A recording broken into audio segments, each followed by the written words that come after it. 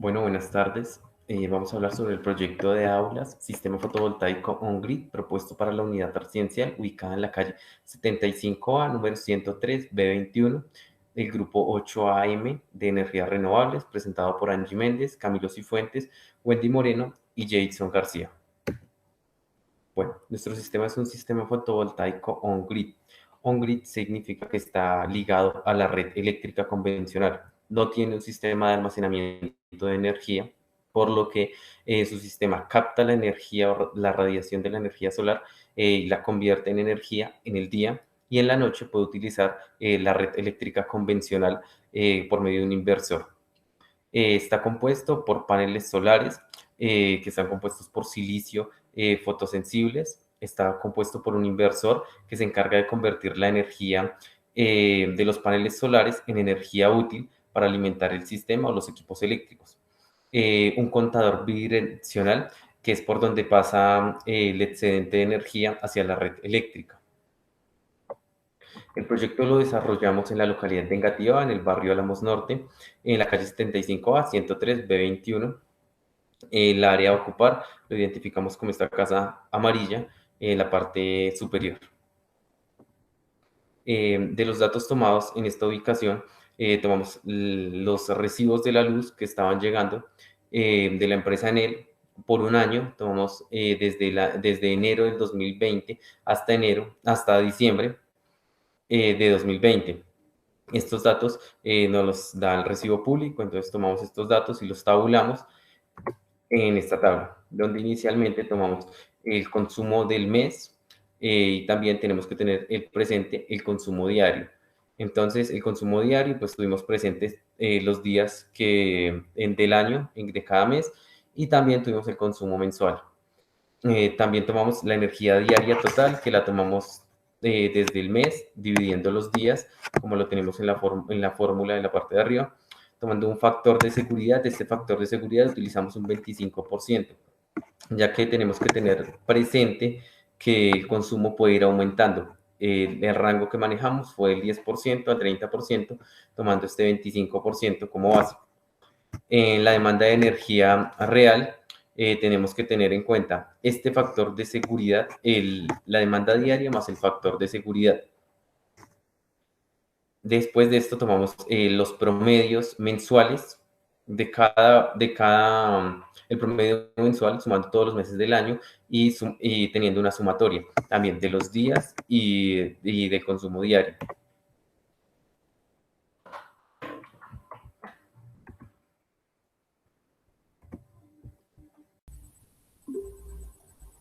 Bueno, buenos días. Ya en la parte del cableado, en la parte de corriente continua podemos observar que se manejan dos tipos de cables como lo son el positivo y el negativo, dándole un color rojo al positivo y un color negro al negativo. Ya en el cálculo de la corriente continua, manejamos los números de paneles por stream, son 7, números de stream son 2, caída máxima de tensión es un 3%, este dato ya está dado. Manejamos una longitud del panel inversor de 4 metros. Se selecciona un termoestable de cobre a 90 grados Celsius, lo cual nos arroja una conductividad de 45.48, una tensión de 125 y una caída de tensión máxima de 0,03. Ya en la parte de sección del conductor, podemos denotar la fórmula en la parte izquierda. Debemos hallar delta de U, lo cual se calculó y nos dio un valor de 2,74 voltios. Ya reemplazándolo en la fórmula de sección del conductor, nos arroja un valor de 2,56 milímetros cuadrados. En este tipo de corriente continua es recomendable manejar un calibre AWG de 12, lo cual nos arroja que es de 4 milímetros cuadrados. En la parte de resistencia eléctrica y en la reactancia inductiva podemos observar que el calibre AWG número 12 nos arroja unos datos, como lo son en la resistencia eléctrica de 6,56 y en la reactancia inductiva de 0,177. Ya en la impedancia eficaz se halla, lo cual podemos observar que el seno de phi es 0 lo cual la suma que quedaría cancelada en esta parte. Entonces solo tomaríamos la parte inicial que es R por coseno de phi, lo cual nos arrojaría un dato y un valor de 6,56 ohm sobre kilómetro. Ya en la caída de tensión se maneja la longitud en kilómetros, la impedancia eficaz, la intensidad para hallar el delta de U, lo cual nos arroja un dato de 2,099 amperios.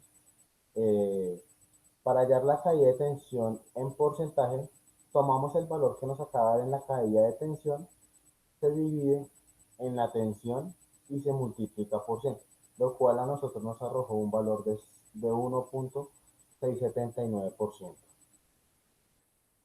En el cálculo de la corriente alterna podemos observar en la parte derecha que se manejan, qué tipo de cable se maneja, ya que se manejan tres colores como lo son el verde, el blanco y el negro. Ya en la tensión de salida del inversor se maneja un valor de 125, una intensidad máxima de salida de 12, número de paneles de stream 7, números de stream 2, caída máxima de tensión 3%, como lo decía anteriormente en la corriente continua, este dato ya está dado. En la longitud del inversor a la caja de los sacos se manejó 3,8 metros cuadrados, qué pena, 3,8 metros. Se seleccionó una termoplástica de cobre de 70 grados Celsius, lo cual nos arroja un dato en la conductividad de 48,47.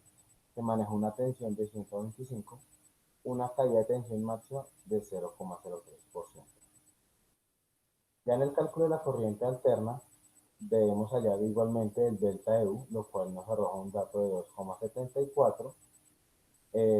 Ya reemplazándolo en la fórmula, nos da un valor de 0,68 milímetros cuadrados. Para la corriente alterna, lo recomendable es manejar un 2,5 milímetros, lo cual es un calibre 14 AWG. Ya en el cálculo de la resistencia eléctrica, bueno, en el resultado de la resistencia eléctrica y la reactancia inductiva, ya que el calibre seleccionado es 14 para la corriente alterna, la resistencia nos arroja un valor de 10,17 y la reactancia inductiva de 0,190. Ya en el cálculo de la impedancia eficaz, como lo decía anteriormente, el seno de phi es 0, entonces nos arrojaría en el resultado de la impedancia eficaz un resultado de 10,17 ohm sobre el kilómetro. Y ya por último, en la caída de tensión, manejamos la longitud en kilómetros, la impedancia eficaz que la acabamos de calcular y la intensidad, lo cual en el delta de U nos arroja un valor de 0,92 voltios. Igualmente para obtener la caída de tensión en porcentaje, tenemos que el resultado que nos acaba de dar de la tensión, dividirlo en la tensión y multiplicarlo por 100, lo cual nos arrojó un valor de 0,742%. Muy buenas tardes para todos. El día de hoy vamos a hacer el análisis de la evaluación del aporte solar.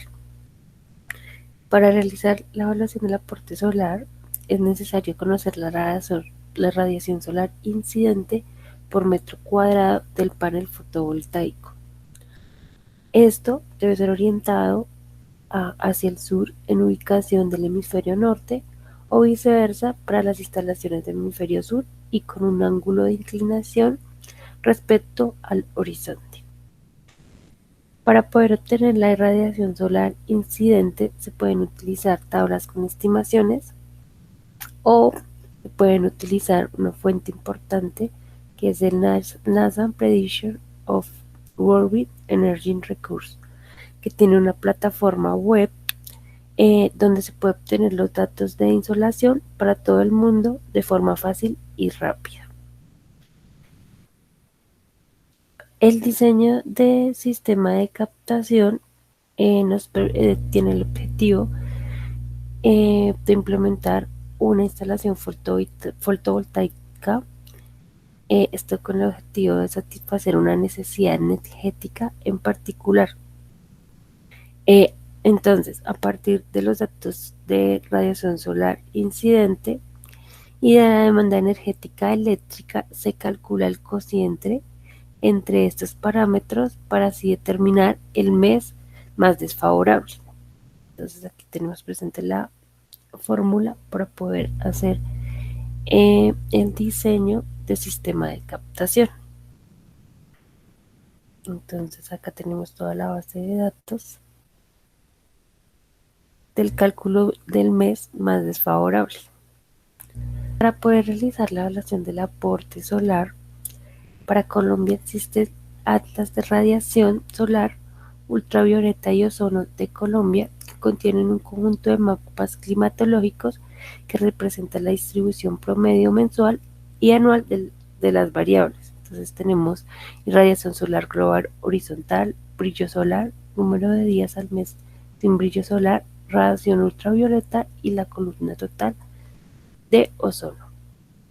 La distribución espacial es más detallada y real que la mostrada en el comportamiento de la radiación global horizontal en el mundo.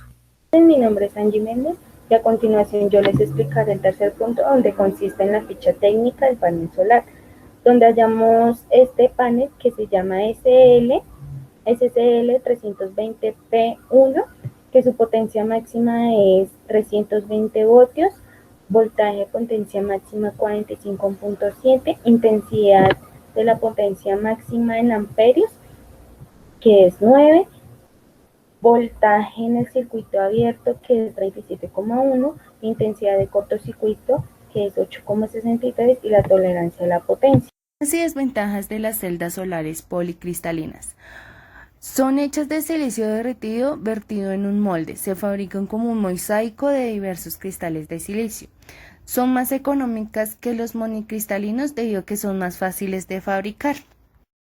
Por lo tanto, son menos eficientes. Donde hallamos el mes desfavorable, teniendo en cuenta la tabla de los anteriores puntos, donde elegimos el valor de 4,57 y 22,8, que es del EDR.